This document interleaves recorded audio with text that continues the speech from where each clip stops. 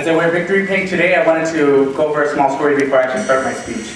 I started here 4 years ago with AUP, and Apo was my roommate in the FIAP. And I helped him move into his new apartment, and he left two things at the FIAP, which I kept for him. His sandals and his Head and Shoulders from Bulgaria. I've actually kept those for all 4 years, and later this afternoon I'll be giving them later.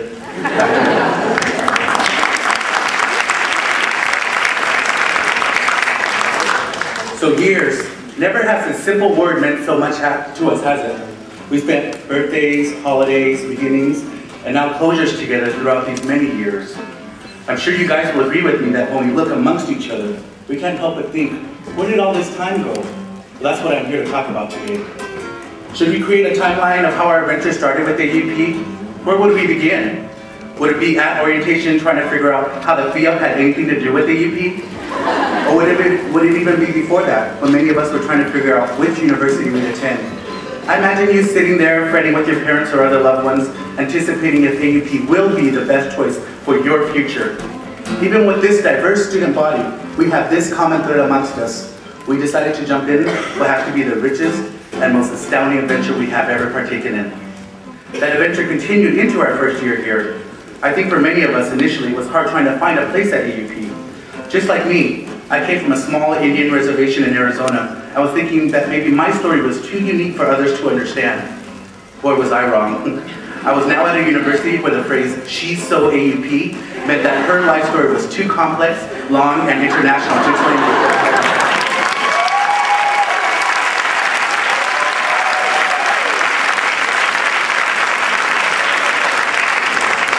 Only at AUP are instances of international cultural irony a daily routine.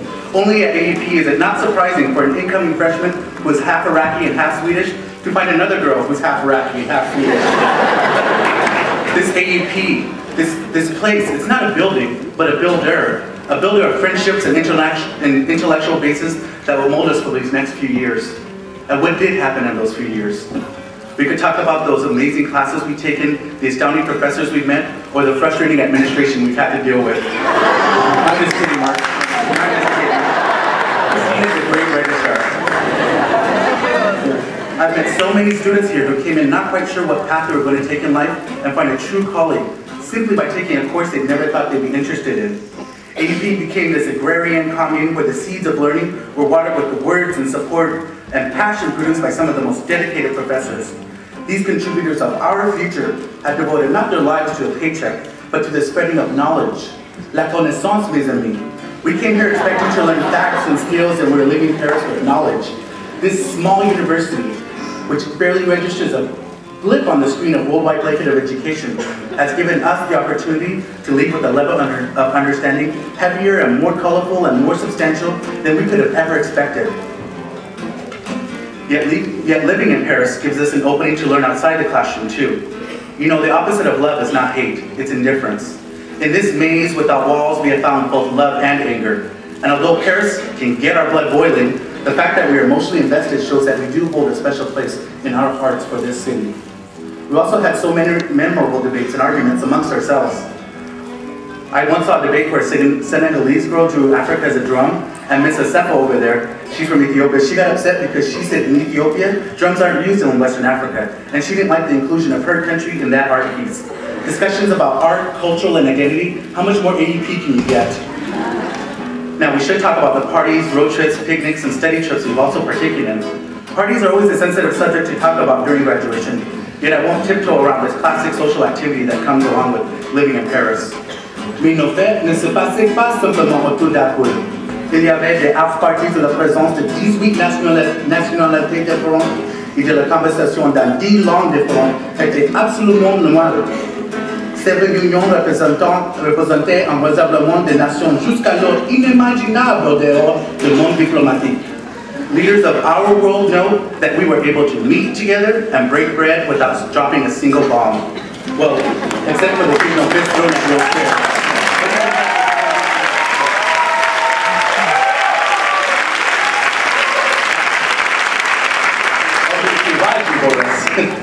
There were also those amazing dinners where all we did was exchange cultures. I had to thank my many Muslim friends for their generous iftar meals.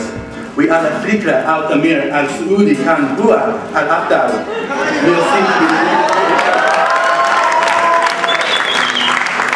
Meal seems to be the greatest way to show how generous a culture can be, and those held in Ramadan were no exception. As we accept our many accolades today, we cannot leave this stage without thanking those who have helped us along the way. For all of you who came here to celebrate with us, I'd like to thank you for sacrificing so much to bring us here.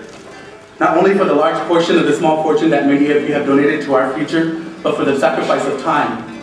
You've given up time away from us, time spent with us, time grooming us into the jewels you see before you. Now there are a few lucky ones who are able to spend this day with us, our day, celebrating along with us. Yet, my friends, there are many loved ones who couldn't make it, and we can't continue this ceremony without recognizing them too. These include those special loved ones who we've lost along the way. Mommies, daddies, brothers, sisters, and so many others. Here sits an empty chair in their honor.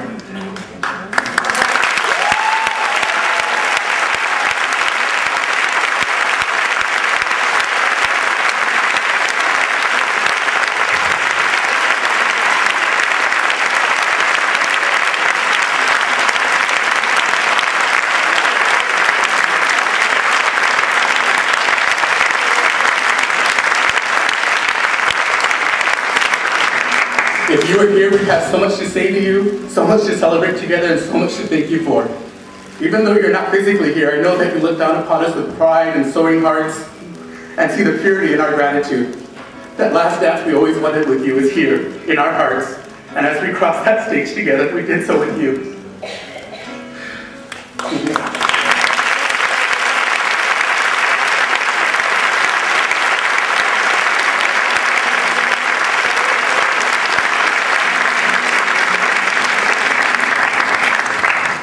No, when I was writing this speech, one of the hardest things I had to tackle in the time allotted was capturing each of you, my fellow graduates, not only as students, but also as adults and foot shoulders of change you will be.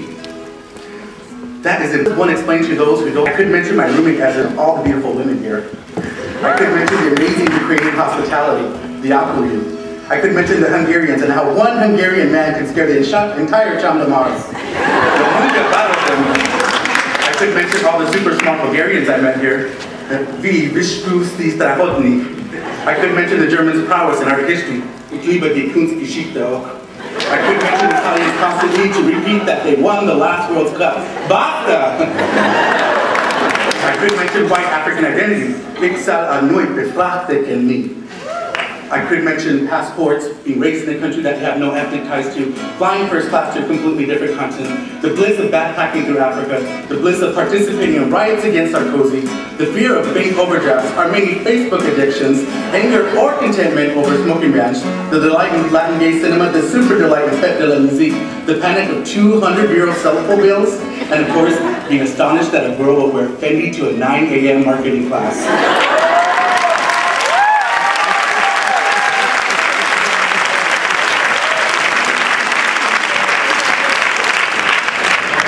Yet surpassing all of these are the relationships we have made along the way, the life-changing academic experiences we've had almost daily, and the ability to turn our classmates, our friends, into loved ones we happily call family.